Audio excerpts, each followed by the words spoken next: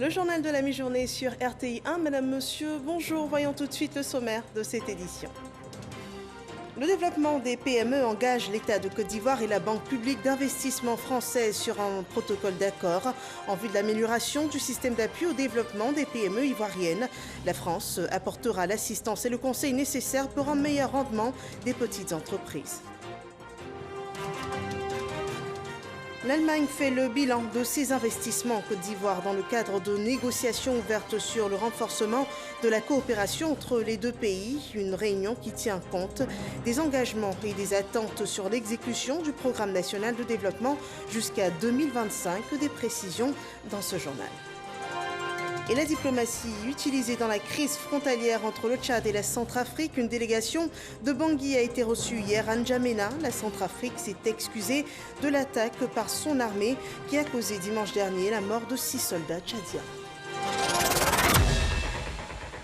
Bienvenue dans ce 13h. Coopération économique entre la France et la Côte d'Ivoire. Un protocole d'accord a été signé hier à la primature en faveur des PME. C'est un contrat qui lie précisément la Côte d'Ivoire et la Banque publique d'investissement française qui devrait permettre d'améliorer le système d'appui aux petites entreprises et aux moyennes entreprises ivoiriennes. Le compte-rendu de l'Anciné Bakayoko. Signature puis échange de paraffeurs entre le ministre de l'économie et des finances de Côte d'Ivoire, Adama Coulibaly, et le directeur général de la Banque publique d'investissement de l'État français BPI France, Nicolas Dufourc. Le protocole d'accord signé par les deux personnalités engage la partie française à accompagner le gouvernement ivoirien à réfléchir à la création d'une banque publique au profit des entrepreneurs ivoiriens, notamment les PME. Le principe, c'est qu'il faut un guichet unique pour les entrepreneurs, où on leur offre tout ce qu'ils cherchent, y compris simplement de dialoguer sur leur plan d'affaires, leurs ambitions, etc. Donc la garantie, le financement de l'innovation, le financement de l'international et de l'export, le financement du développement, les fonds propres, et, fondamental, le conseil. C'est une solution adaptée au développement de l'entrepreneuriat en Côte d'Ivoire qui pourrait profiter à environ 95% de la jeunesse ivoirienne. Aujourd'hui, c'est de me féliciter de ce que nous puissions signer ce protocole d'accord qui va voir donc la France, à travers donc BPI France, nous apporter l'assistance et le conseil en vue de voir dans quelle mesure notre système d'appui aux très petites entreprises et aux moyennes entreprises va s'améliorer, doit nous permettre d'optimiser les résultats de ces entreprises-là, d'autant que la Côte d'Ivoire et la France ont la même vision en ce qui concerne la relance de l'économie, qui est le développement du secteur privé et l'appui de l'État au développement du plus grand nombre d'entreprises, qui sont sources de création d'emplois et bien sûr de richesses. Créé en 2012, BPI France est un organisme de financement et de développement des entreprises françaises à l'étranger. Elle est en particulier chargée de soutenir les petites et moyennes entreprises, les entreprises de taille intermédiaire et les entreprises innovantes à s'implanter ou à trouver des marchés à l'extérieur de la France. On a aussi parlé de développement hier à la permanence du Sénat à Abidjan. Le président Jeannot Ahoussou-Kouadio recevait le directeur exécutif du Fonds mondial pour le développement des villes, Jean-François Abo.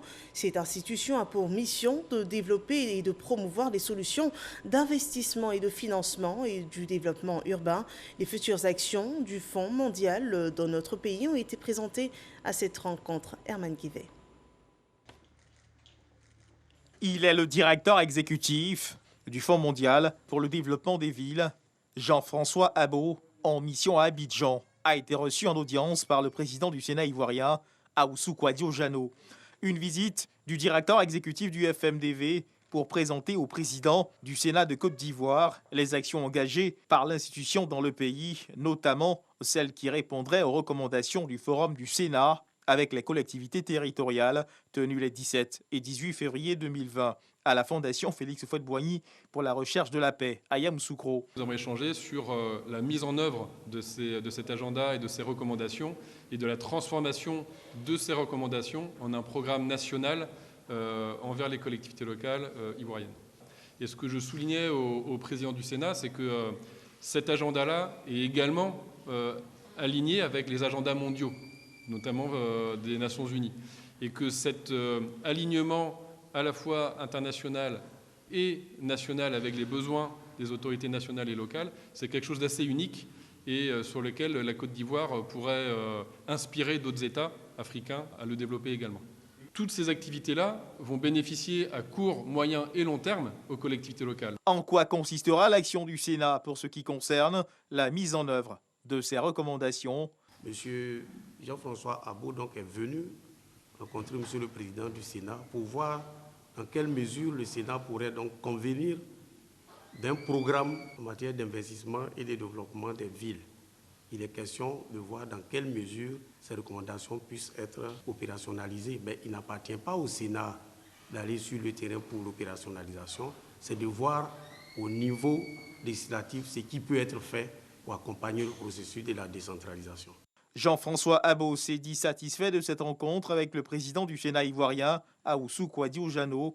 Ce programme permettra de structurer dans le long terme l'appui du Fonds mondial pour le développement des villes auprès des collectivités locales. Le ministre de la Réconciliation et de la Cohésion nationale poursuit ses séances de consultation auprès des grandes institutions. Kwasi Okonan-Bertin a été reçu par la grande chancelière de la République Henriette Dagri-Diabaté. Une rencontre axée sur le programme d'écoute mis en place dans le cadre d'une politique de réconciliation nationale. Des négociations intergouvernementales, nous en parlons cette fois. Elles ont débuté entre la Côte d'Ivoire et la République fédérale d'Allemagne. L'objectif, c'est de renforcer la coopération entre les deux États. Ces négociations sont pour ces deux pays l'occasion de faire le point des engagements et présenter également les attentes dans le cadre de la mise en œuvre des projets gouvernementaux liés au PND sur la période 2021-2025. Moussa Konaté. Une réunion par visioconférence. Depuis Berlin, Stéphane Oswald, le directeur général du plan Marshall pour l'Afrique, s'adresse à un auditoire à Abidjan. Cet échange s'inscrit dans le cadre des négociations intergouvernementales entre la Côte d'Ivoire et l'Allemagne. Suite aux consultations intergouvernementales de l'année dernière, les négociations intergouvernementales qui débutent aujourd'hui sont une excellente occasion pour approfondir notre coopération à travers du partenariat pour encourager les réformes. Nous aurons aussi l'honneur d'annoncer officiellement l'affectation de nouvelles ressources portant sur la coopération en faveur de la Côte d'Ivoire pendant ces négociations. Nous allons délibérer ensemble des moyens d'aborder les réformes et les défis dans les secteurs qui sont l'énergie, la gouvernance et la promotion du secteur privé, y compris la formation professionnelle. Les négociations intergouvernementales entre la Côte d'Ivoire et l'Allemagne signent de la vitalité des relations entre les deux pays. Des acquis remarquables sont enregistrés grâce à cet outil de coopération.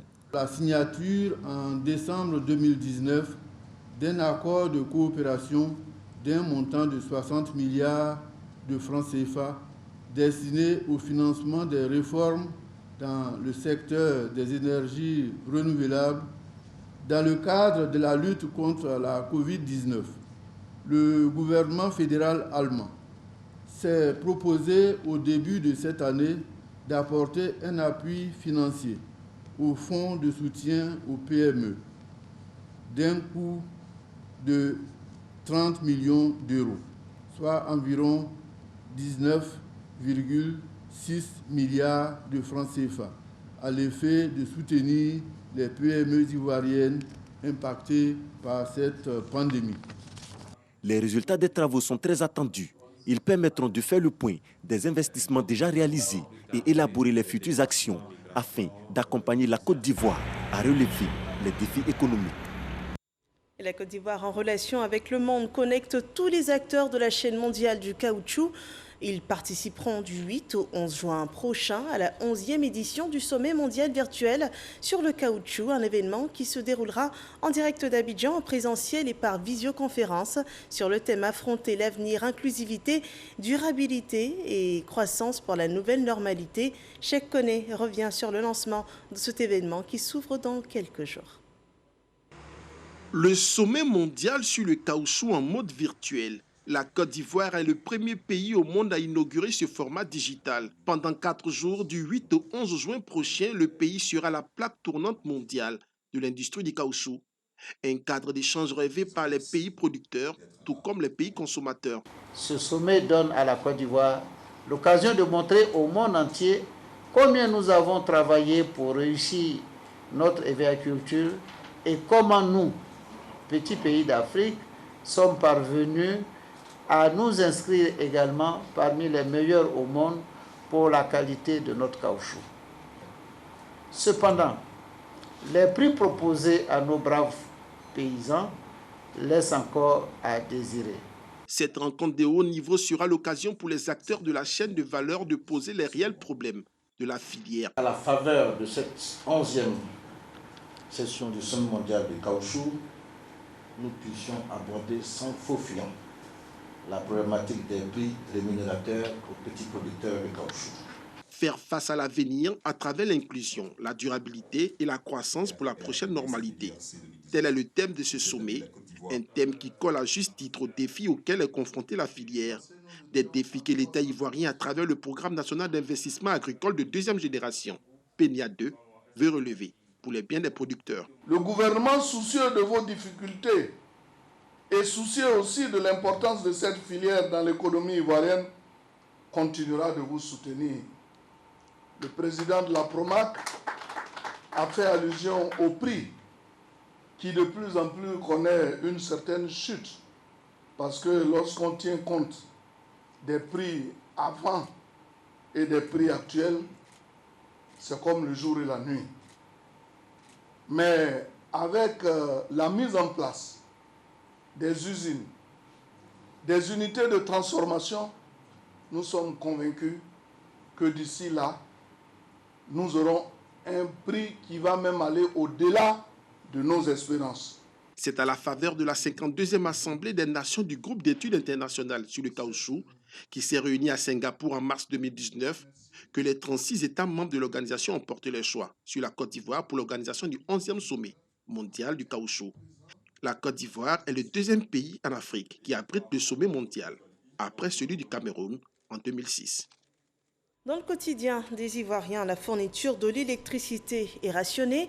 Après 3 semaines d'exécution du programme spécial, après ces 3 semaines donc, la CIE fait le bilan de ce programme. Et pour ce nouveau bilan, la compagnie ivoirienne d'électricité dit avoir réajusté le programme de rationnement, réduisant dans plusieurs cas les créneaux horaires initiaux, avec environ 10% de clients touchés. Des précisions dans ce reportage de Jean-Luc Bango.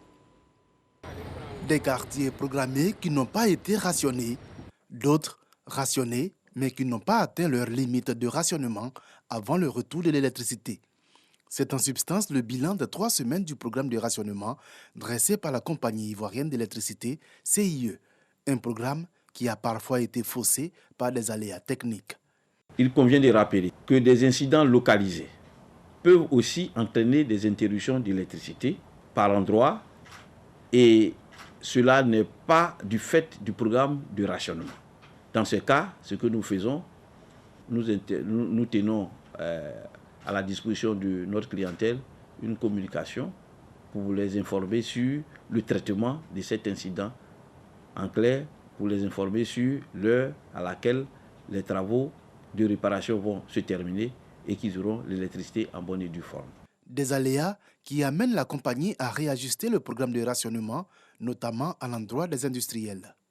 Nous sommes quotidiennement en contact avec ces industriels pour essayer de réduire l'impact, dans la mesure du possible, des programmes de rationnement sur leur activité. Alors, pour ces industriels, nous avons établi un premier programme, mais ce premier programme a subi de nombreuses adaptations avec les organisations des industriels elles-mêmes au sein d'un comité de veille qui a été mis en place par le gouvernement. Globalement, sur les 3 premières semaines, le programme de rationnement aurait effectivement touché environ 10% des clients de la compagnie ivoirienne d'électricité. L'édition à présent vous propose le dossier économique de la rédaction. Il porte sur l'opportunité des dodanes pour les transporteurs. Ces installations constituent des ralentisseurs de la compétitivité du secteur public. Comment est-ce possible quand ces dodanes ont été installées pour la sécurité routière et voire réduire les accidents mortels dans les agglomérations? Vous verrez dans cette enquête de Noël Gnagno comment allier sécurité routière et rentabilité du transport marchand. Le dossier EcoPlus à suivre. À Bangourou, nous sommes à plus de 200 km d'Abidjan, la capitale économique. Gare du groupement des transporteurs de l'Indénie. Drissa Silla, chef de gare, est un homme heureux depuis la réhabilitation de l'axe Abidjan à Bangourou. On pourrait aller à 6 à 5 millions de dépenses frais mécaniques par mois, au moment que la route n'était pas faite. Quand on a refait la route, on était très contents. Ici à Abidjan, comme ça, on pouvait faire 2h30. Les cars pouvaient faire 2 voyages, 3 voyages par jour, un seul cas. Et que les frais mécaniques ont été abaissés au niveau de 2 millions à 1,5 million. Vraiment, ça nous donnait la force pour payer très rapidement de nos cars. Comme on le voit, les bénéfices économiques et financiers sont notables. Seulement voilà, cette embellie sera de courte durée avec l'avènement des dodanes. Les dodanes, ça nous est reculé. Ça nous est reculé. Ça nous est reculé. Les dodanes, il y a d'autres qui sont corrects, il y a d'autres qui ne sont pas corrects. Parce qu'il y a des virages qu'ils ont mis des dodanes, qui n'est pas normal, Et la descente encore qui est très forte, s'il y a des gros camions derrière vous, tels que les grumiers, vraiment, tu ne peux pas attention, il va vous percuter parce qu'il descend avec une force. Voilà. Et puis la montée des côtes encore, il y a des dodanes, ce qui n'arrange pas peut-être les poids lourds. À l'origine de cet état de fait, la conduite inconsidérée des automobilistes devant la qualité des axes réhabilités. Si on prend au niveau de l'Est, la route qui va d'Abidjan à Dzopé, à Bangourou, à Nibilokro était entièrement réhabilitée. Si vous prenez Yamoussoukro, Boisflé, Daloa, entièrement réhabilité. Vous prenez l'autoroute d'Ivo-Gagnoa, entièrement réhabilitée. Alors qu'est-ce qu'on constate? Aujourd'hui, les automobilistes roulent à tombeau ouvert. Dans de nombreux villages, il y a des enfants qui sont écrasés, il y a des personnes qui sont tuées. Fait dramatique. Et Here Mankono, dans l'entente du bonheur en langue malinké, des enfants sont fauchés le 31 décembre 2020.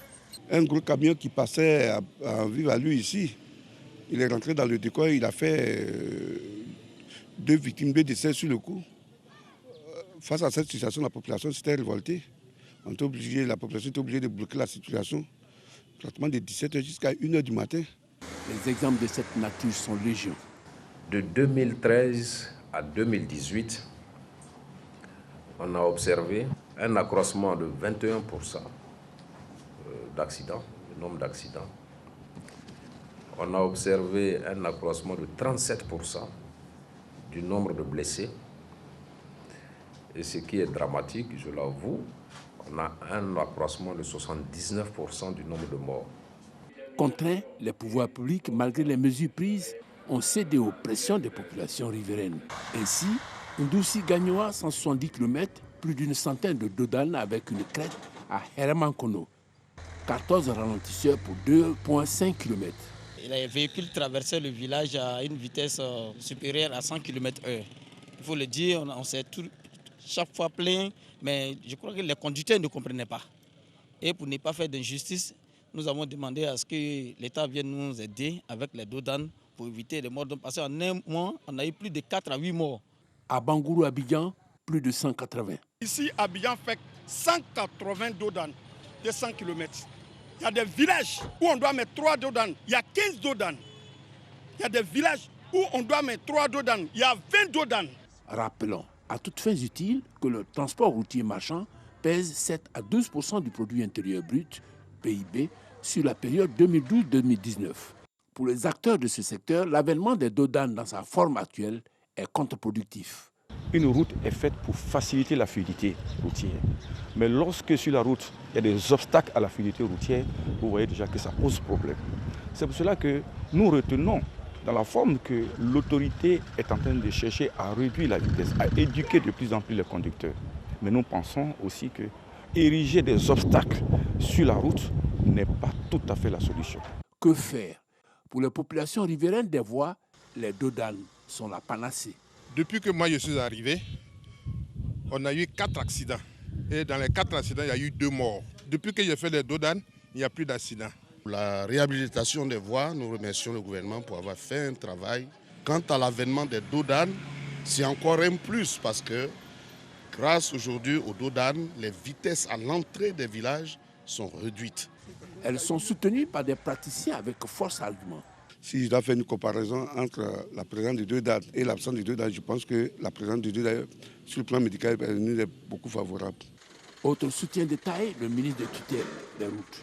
Entre privilégier la sécurité des Ivoiriens et obliger les automobilistes à ralentir, nous préférons obliger les automobilistes à ralentir avec des dodanes plutôt qu'il y ait continuellement des morts. Sécurité routière et rentabilité économique du secteur du transport marchand. Voilà l'équation à résoudre sans passion et avec objectivité. Dans cette optique, une piste est à explorer. Légiférer sur la question des ralentisseurs sur nos routes afin d'asseoir une réglementation en la matière à l'effet de réconcilier rentabilité économique et sécurité des populations. Parce que, dit-on, il n'y a de richesse que d'hommes.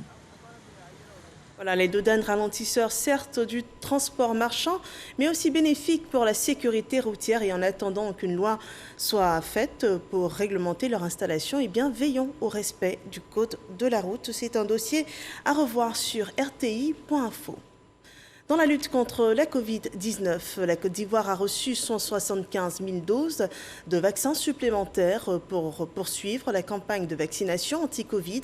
Une campagne qui s'accompagne aussi de sensibilisation des populations au respect des gestes barrières. Voyons ensemble le point de cette pandémie à cette date.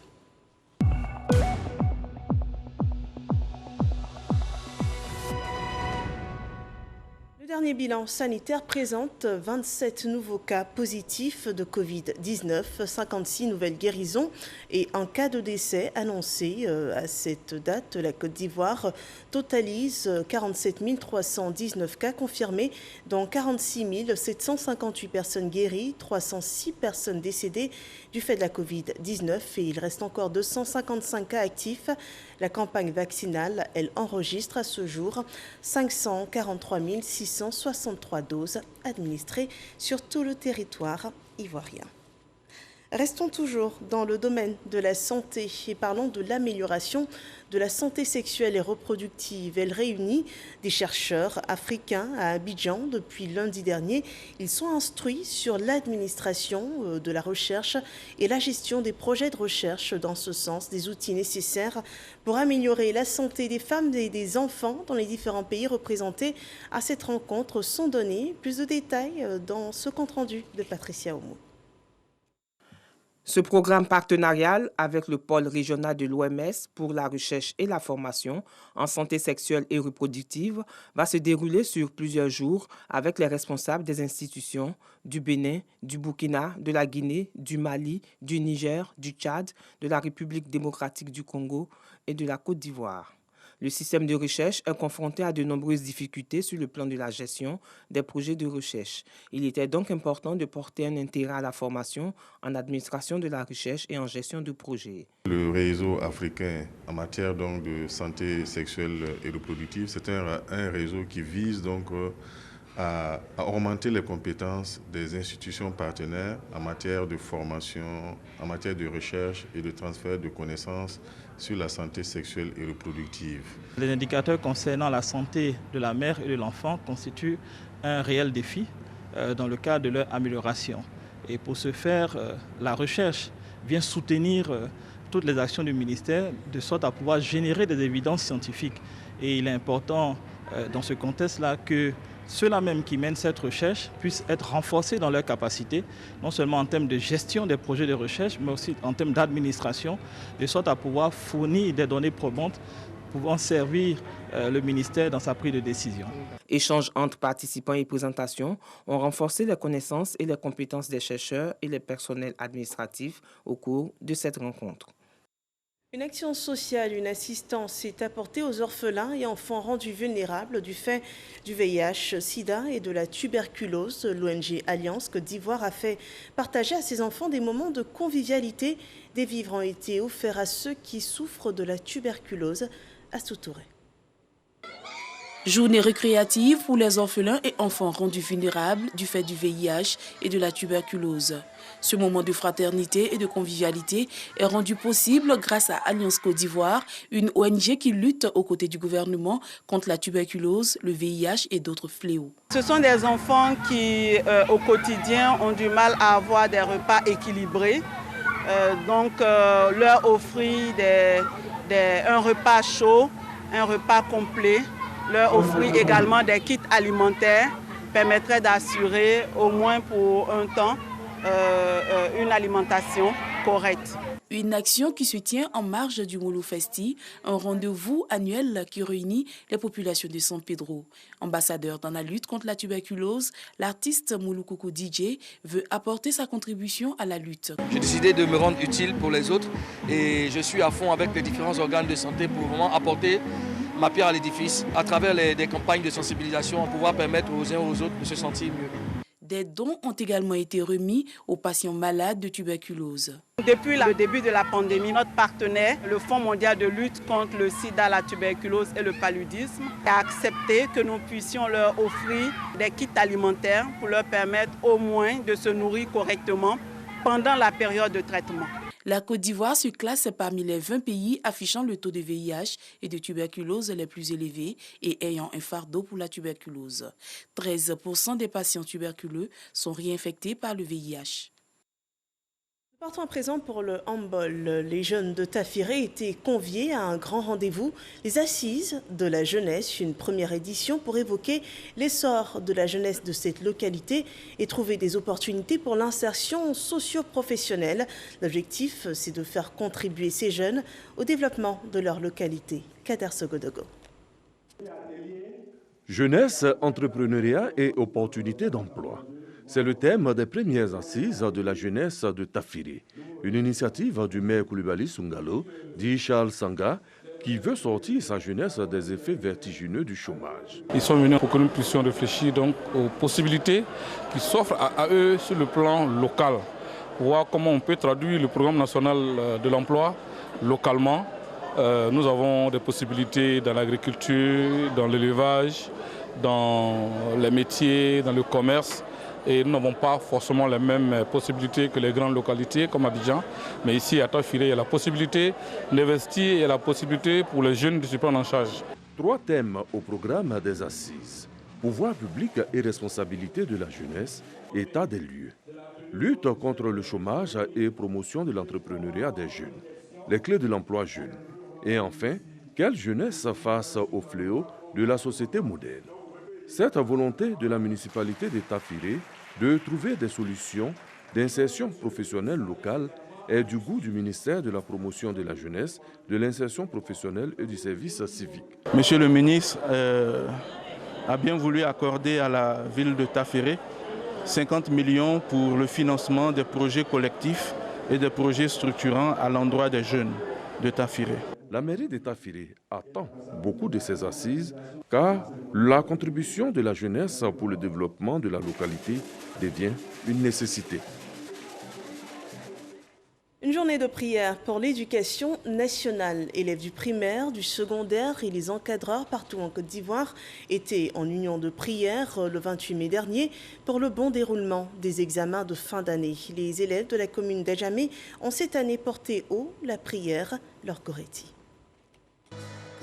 À quelques semaines des examens de fin d'année, les élèves et encadreurs se retrouvent à l'occasion d'une journée nationale de prière pour l'éducation nationale. Aujourd'hui, nous sommes à Adjamé et dans le cadre de la tolérance religieuse, nous avons sélectionné 3 lieux de prière. 2 églises, dont une catholique et une méthodiste, et une mosquée. Le thème, c'est donc « Ensemble pour une école résiliente et compétitive sans tricherie ». Cette année, c'est la commune d'Adjamé qui a abrité la cérémonie officielle. La journée a été l'occasion de sensibiliser les élèves en classe d'examen sur la fraude. Les chefs religieux ont formulé des prières et des bénédictions pour le bon déroulement des examens de fin d'année, mais aussi des conseils aux élèves. Tout travail mérite son salaire. Donc, tout succès doit provenir d'un travail bien fait. Alors, nous avons prié pour toute l'école ivoirienne et aussi pour tous les ministères. Et nous disons que le Seigneur bénisse l'école ivoirienne. Obéir aux enseignants, obéir aux éducateurs, les respecter comme il se doit, pour que la connaissance qu'on aura acquise soit une connaissance vraiment forte, qui soit utile. C'est depuis 2012 que l'initiative a été prise par la direction de la vie scolaire. Chaque début et fin d'année, des journées de prière sont dédiées à l'éducation nationale. L'actualité hors de nos frontières, la Centrafrique a présenté ses excuses au Tchad après l'attaque d'un poste frontalier. Une délégation conduite par la ministre des Affaires étrangères Sylvie Baïpo-Téman a été reçue hier soir à N'Djamena par le président du Conseil militaire de transition. Les deux pays ont convenu de la mise en place d'une commission d'enquête internationale pour clarifier les circonstances de cette attaque qui a causé dimanche dernier la mort de 6 soldats tchadiens, dont 5 enlevés puis exécutés. La voie de la diplomatie semble être privilégiée pour résoudre les tensions naissantes entre le Tchad et la Centrafrique. C'est la fin de ce journal. Merci de nous avoir suivis. Suite de l'actualité sur RTI 1 à 15h. Excellent après-midi sur RTI 1.